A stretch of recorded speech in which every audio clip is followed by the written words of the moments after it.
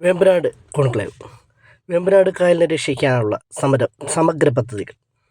കേരളത്തിൻ്റെ പരിസ്ഥിതിയും ലക്ഷക്കണക്കിന് മനുഷ്യരുടെ ജീവിതവും വേമ്പനാട് തടാകത്തിൻ്റെ പാരിസ്ഥിതിക ആരോഗ്യവുമായി ചേർന്നിരിക്കുന്നു. കാലാവസ്ഥ വ്യതിയാനം, മലിനീകരണം, അനിയന്ത്രിത വികസനം എന്നിവയുടെ സമ്മർദ്ദത്തിൽ നിൽക്കുന്ന ഈ ചതുപ്പ് സംവിധാനത്തെ രക്ഷിക്കാൻ സർക്കാർ, ശാസ്ത്രജ്ഞർ, സമൂഹം, സ്വകാര്യ മേഖല എന്നിവ ഒന്നിക്കുന്ന പുതിയ ശ്രമങ്ങൾക്ക് തുടക്കമിട്ടിരിക്കുകയാണ്. ആലപ്പുഴയിൽ നടന്ന വേമ്പനാട് കോൺക്ലേവ് പാടങ്ങളിലൂടെ നീങ്ങുന്ന മൂടൽമഞ്ഞും ദൂരെ നിശബ്ദമായി ഒഴുകുന്ന ചെറിയ വള്ളങ്ങളും വെള്ളത്തിൻ്റെ മേൽ പടരുന്ന സൂര്യപ്രകാശവുമൊക്കെ വേമ്പനാട് കായലിലെ സാധാരണമായ ഒരു പ്രഭാത ദൃശ്യമാണ്. കേരളത്തിൻ്റെ പ്രകൃതി ചരിത്രത്തിൽ ഒരു പ്രത്യേക സ്ഥാനമുള്ള ഈ തടാകം ഒരു ജലാശയം മാത്രമല്ല, ജീവിത വ്യവസ്ഥ കൂടിയാണ്. കൃഷിയും മത്സ്യബന്ധനവും വിനോദസഞ്ചാരവും ഉൾപ്പെടെ അനവധി മേഖലകൾ ഈ തടാകത്തോടൊപ്പം ജീവിക്കുന്നു. എന്നാൽ ഇപ്പോഴാകട്ടെ അവയെല്ലാം നിരവധി വെല്ലുവിളികളാണ് നേരിടുന്നത്. വേമ്പനാട് കായലിനെ സംരക്ഷിക്കുക എന്നത് ഒരു പരിസ്ഥിതി ദൗത്യം മാത്രമല്ല, മനുഷ്യരുടെ ജീവിതവും ഭാവിയും സംരക്ഷിക്കുക എന്നുകൂടിയാണ് അർത്ഥം. കേരളത്തിലെ ഏറ്റവും വലിയ വെറ്റ്ലാൻഡ് സംവിധാനമായ വേമ്പനാട് തടാകം കുട്ടനാട് ഉൾപ്പെടെയുള്ള നിരവധി പ്രദേശങ്ങളുടെ ജലവ്യവസ്ഥയാണ് നിയന്ത്രിക്കുന്നത്. വെള്ളപ്പൊക്ക നിയന്ത്രണത്തിന് സഹായിക്കുന്നതിനോടൊപ്പം ജലസംഭരണിയായി പ്രവർത്തിക്കുകയും മത്സ്യബന്ധനത്തിനുള്ള പ്രധാന കേന്ദ്രമായി മാറുകയും ജീവജാല വൈവിധ്യത്തിൻ്റെ പ്രധാന ആവാസ കേന്ദ്രമായി നിലനിൽക്കുകയും ചെയ്യുന്നതിനാൽ കേരളത്തിൻ്റെ പരിസ്ഥിതി നാഡിയായി കണക്കാക്കപ്പെടുന്നു. കഴിഞ്ഞ ഏതാനും വർഷങ്ങളായി കേരളം അനുഭവിച്ച അതിശക്തമായ മഴയും വെള്ളപ്പൊക്കങ്ങളും വേമ്പനാടിൻ്റെ പ്രാധാന്യം കൂടുതൽ വ്യക്തമാക്കുന്നുണ്ട്. മഴയുടെ സ്വഭാവത്തിൽ വന്ന മാറ്റം വേമ്പനാട് മേഖലയിലെ ജലനിരപ്പിലും വലിയ വ്യത്യാസങ്ങൾ സൃഷ്ടിച്ചതിനോടൊപ്പം നഗരമലിനീകരണം, ചെളി അടിഞ്ഞുകൂടൽ, അനിയന്ത്രിത നിർമ്മാണങ്ങൾ, ചതുപ്പ് കയ്യേറ്റങ്ങൾ തുടങ്ങിയവയെല്ലാം ചേർന്ന് വേമ്പനാടിൻ്റെ സ്വാഭാവിക ഘടനയെ വലിയ തോതിൽ ബാധിച്ചിരിക്കുകയും ചെയ്തിരിക്കുന്നു. വേമ്പനാട് ഇല്ലെങ്കിലും കുട്ടനാട്ടിലെ കൃഷിയും മത്സ്യബന്ധനവും തന്നെ അപകടത്തിലാകും. ഈ പശ്ചാത്തലത്തിലാണ് ആലപ്പുഴയിൽ കഴിഞ്ഞ വർഷം ഡിസംബറിൽ വേമ്പനാട് കോൺക്ലേവ് ആലപ്പുഴ ജില്ലാ ഭരണകൂടത്തിൻ്റെ നേതൃത്വത്തിൽ സംഘടിപ്പിച്ചത്. ഈ പരിപാടിയിൽ സർക്കാർ വകുപ്പുകൾ, ശാസ്ത്രജ്ഞർ, ഗവേഷകർ, പരിസ്ഥിതി പ്രവർത്തകർ, സ്വകാര്യ കമ്പനികൾ, സാമൂഹിക സംഘടന തുടങ്ങിയവരെല്ലാം പ്രതിനിധികൾ പങ്കെടുത്തിരുന്നു. വേമ്പനാട് കായൽ സംരക്ഷണം എന്നത് സമൂഹത്തിൻ്റെ കൂട്ടായ ഉത്തരവാദിത്തമാണെന്ന് വ്യക്തമാക്കുന്നതായിരുന്നു കോൺക്ലേവ്. കോൺക്ലേവിൽ നടന്ന ചർച്ചകൾ പ്രധാനമായും കേന്ദ്രീകരിച്ചത് വെറ്റ്ലാൻഡ് സംരക്ഷണം, ദുരന്ത സാധ്യത കുറയ്ക്കൽ, കാലാവസ്ഥ പ്രതിരോധ ശേഷി, ശാസ്ത്രീയ ഗവേഷണം, സാമ്പത്തിക വിഭവങ്ങൾ കണ്ടെത്തൽ തുടങ്ങിയ വിഷയങ്ങളിലായിരുന്നു. വേമ്പനാടിനെ സംരക്ഷിക്കാൻ പ്രകൃതിയുമായി പൊരുത്തപ്പെടുന്ന വികസന മാതൃകകൾ ആവശ്യമാണെന്ന് കോൺക്ലേവ് എടുത്തു പറഞ്ഞിരുന്നു. പ്രകൃതിദത്ത ജലമാർഗ്ഗങ്ങൾ പുനരുജ്ജീവിപ്പിക്കൽ, വെറ്റ്ലാൻഡുകളുടെ സംരക്ഷണം, ജൈവവൈവിധ്യത്തിൻ്റെ പുനഃസ്ഥാപനം എന്നിവ പ്രധാന പരിഹാര മാർഗങ്ങളായി ചർച്ചകൾ ഉയരുകയും ചെയ്തിരുന്നു. ഇത് വേമ്പനാടിൻ്റെ ആരോഗ്യത്തെ മാത്രമല്ല, കേരളത്തിൻ്റെ കാലാവസ്ഥ പ്രതിരോധ ശേഷിയും ശക്തിപ്പെടുത്തും. മത്സ്യത്തൊഴിലാളികൾ, കർഷകർ, വള്ളം തുഴയുന്നവർ തുടങ്ങിയവരാണ് വേമ്പനാട് കായലിനോടൊപ്പം ജീവിക്കുന്നവരെന്ന് പ്രത്യക്ഷത്തിൽ കാണാനാവുക. അതുകൊണ്ട് തന്നെ ഇവരാണ് ഈ പരിസ്ഥിതി സംവിധാനത്തിൻ്റെ യഥാർത്ഥ രക്ഷാധികാരികൾ.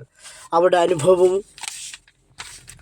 അറിവും പരിസ്ഥിതി സംരക്ഷണ പദ്ധതികൾ ഉൾപ്പെടുത്തുന്നതിൻ്റെ ആവശ്യകത കോൺക്ലേവിൽ ഊന്നി പറഞ്ഞു.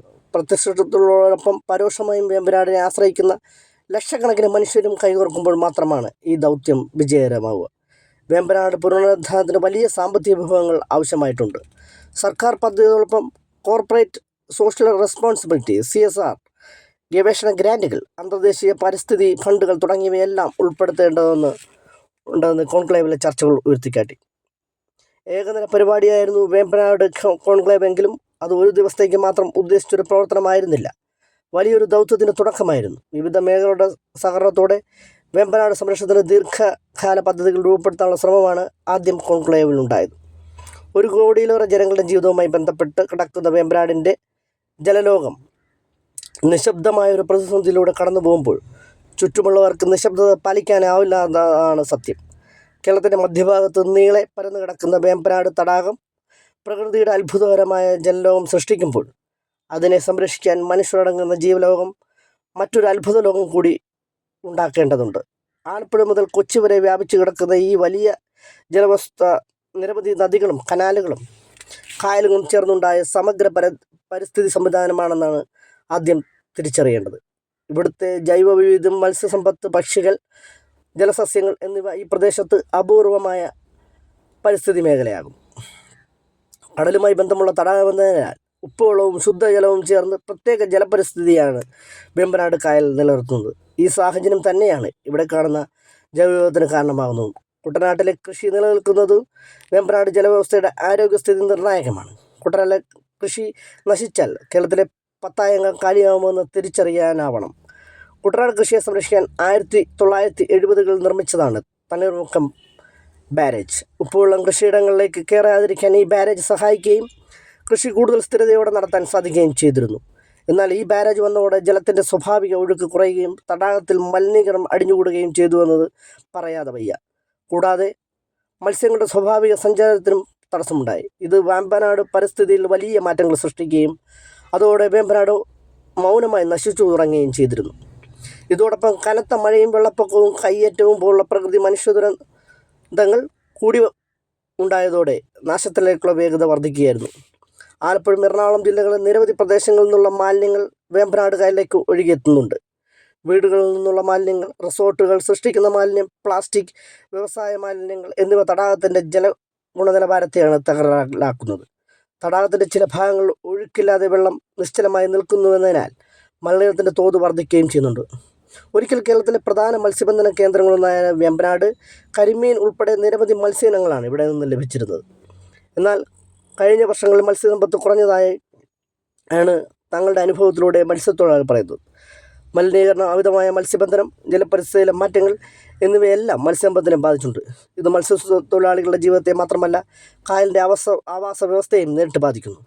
കായൽ നാശത്തിലേക്ക് ഒഴുകിയിറങ്ങുന്നതിന് പുറമെ വേമ്പനാട് പ്രദേശത്ത് താമസിക്കുന്ന ആളുകൾ നിരവധി മറ്റു പ്രശ്നങ്ങൾ നേരിടുന്നു. സ്ഥിരമായ വെള്ളക്കെട്ട്, കുടിവെള്ളക്ഷാമം, കൊതുക് രോഗങ്ങൾ, കൃഷിയിൽ നഷ്ടം തുടങ്ങിയവ അതിൽ ചിലതാണ്. ഇവയെല്ലാം ചേർന്നതോടെ ജനങ്ങളുടെ ജീവിതം നിലവാരത്തെ നേരിട്ട് ബാധിക്കുകയും ചെയ്യുന്നുണ്ട്. ഗ്രാമസ്നേഹി സ്പെഷ്യൽ റിപ്പോർട്ട് പ്രകാരം കുടിവെള്ള പ്രശ്നം കുട്ടനാടിനെ ബാധിക്കുന്ന വലിയ പ്രശ്നമാണെങ്കിലും നമുക്ക് അറിയാം, നമ്മുടെ ശാസ്ത്രജ്ഞനായ സ്വാമിനാഥൻ കുട്ടനാട് പാക്കേജിനായി നൽകിയ ആ ഫണ്ട്, കുട്ടനാട് പാക്കേജ് ഫണ്ട് ഫലപ്രദമായി വിനിയോഗിക്കാൻ 5000 കോടിയോളം രൂപ ഫലപ്രദമായി വിനിയോഗിക്കാൻ ഈ ഭരണകൂടത്തിന് കഴിയാതെ പോയിട്ടുണ്ട്. അതുപോലെ തന്നെ NFDP പോലുള്ള തൊഴിലാളികളെ സംരക്ഷിക്കുന്ന പദ്ധതികൾ വേണ്ട രീതിയിൽ ഫലപ്രദമായി അവർക്ക് രജിസ്റ്റർ ചെയ്ത് പ്രവർത്തിച്ച് അവരുടെ ഉന്നമനത്തിനായി പ്രവർത്തിക്കുന്നതിന് തടസ്സം നേരിടുന്നുണ്ട്. അതെല്ലാം മാറ്റിയെടുത്തുകൊണ്ട് വേമ്പനാടിൻ്റെ മലിനീകരണ പ്രവർത്തനത്തിൽ ശക്തമായ ഒരു നിർദ്ദേശങ്ങൾ വേണ്ട രീതിയിൽ എടുക്കണം. അത് പറഞ്ഞ പോലെ കുട്ടനാട് നെല്ലറയാണ്. അത് കേരളത്തിൻ്റെ നിലനിൽപ്പിനെ ബാധിക്കുന്നതാണ്. നമുക്കറിയാം, കേരള സംസ്ഥാനത്തിൻ്റെ ബഡ്ജറ്റ് പോലും തിരുത്തി കാർഷിക മേഖലയ്ക്ക് വേണ്ടി മാറ്റിവെച്ച ഒരു ചരിത്രം കേരളത്തിൽ കഴിഞ്ഞ കോവിഡിന് ശേഷമുണ്ടായ തിരുത്തിയ ബഡ്ജറ്റിൽ പോലും കാർഷികമായി നമുക്ക് ഒന്നും ചെയ്യാൻ കുട്ടനാട് ഭാഗത്ത് കഴിയുന്നില്ല. അത് പുറംബണ്ട് നിർമ്മാണം, അവിടെയുള്ള വികസന പ്രവർത്തനത്തിനുള്ള ഫണ്ടുകളുടെ കുറവുകളാണ്. ആ ഫണ്ടുകൾ ഫലപ്രദമായി വിനിയോഗിക്കുന്നതിന് ഇപ്പോഴും കഴിഞ്ഞിട്ടില്ല എന്നുള്ള സത്യമാണ്. ഇനി വരുന്ന MLAക്ക് അതിന് കഴിയട്ടെ എന്ന് ആശംസിക്കുന്നു. അതിനുവേണ്ടി നമുക്കെല്ലാവർക്കും ചേർന്ന് ഇപ്പോഴും സർക്കാർ നടത്തിയ കോൺക്ലേവ് പോലെ തന്നെ MLA മറ്റു മന്ത്രിമാരെയും ധരിപ്പിക്കുന്നതിന് വേണ്ടി നമുക്ക് ആലപ്പുഴയുടെ വികസനം നടത്തണം. കാരണം ആലപ്പുഴ ഒരു കാലം 1972 ആലപ്പുഴ പട്ടണം എന്നറിയപ്പെട്ടത് ചരിത്രപരമായി അത് വികസിച്ചിരുന്നതാണ്. ഇന്ന് അതിന് ശോഷിപ്പുണ്ടായിട്ടുണ്ട്. അത് കുടിവെള്ളത്തെയും ജനങ്ങളെയും ആലപ്പുഴ ജില്ലയെയും കേരള സംസ്ഥാനത്തെയും ബാധിക്കുന്നത് തിരിച്ചറിയുവാൻ നമുക്ക് ഒന്നായി പോരാടണം. പുഴകൾ ഒരുപാടുണ്ടെങ്കിലും ആലപ്പുഴ ഒന്ന് മാത്രമാണ്. അത് വേമ്പനാട് കായലിൽ നിന്ന് നമുക്ക് ഒരുപാട് പഠിക്കാനുണ്ട്. നമുക്ക് തരുന്ന കുട്ടനാടും നമുക്ക് തരുന്ന ആലപ്പുഴ ജില്ലയും സംരക്ഷിക്കുന്നത് നമ്മുടെ ഓരോരുത്തരുടെയും ഉത്തരവാദിത്തമായി ഏറ്റെടുത്തുകൊണ്ട് ഇനിയുള്ള പോരാട്ടം നമുക്ക് ഗ്രാമസ്നേഹിയോടൊപ്പം ജനങ്ങളോടൊപ്പം നിന്ന് നമുക്ക് പ്രവർത്തിക്കാൻ കഴിയണം. അത് നമുക്കറിയാം, മനുഷ്യനിർമ്മിത പ്രളയങ്ങളും നമ്മളെ ഒരുപാട് വേദനിപ്പിച്ചിട്ടുണ്ട്. അതിൻ്റെ എല്ലാം നാശനഷ്ടങ്ങൾ പോലും ഹൈക്കോടതി ഇപ്പോൾ ഇടപെട്ട് കൊടുക്കണമെന്ന് പറഞ്ഞിരിക്കുകയാണ്. അതിനെല്ലാം നമുക്ക് കഴിയട്ടെ എന്ന് ആശംസിക്കുന്നു.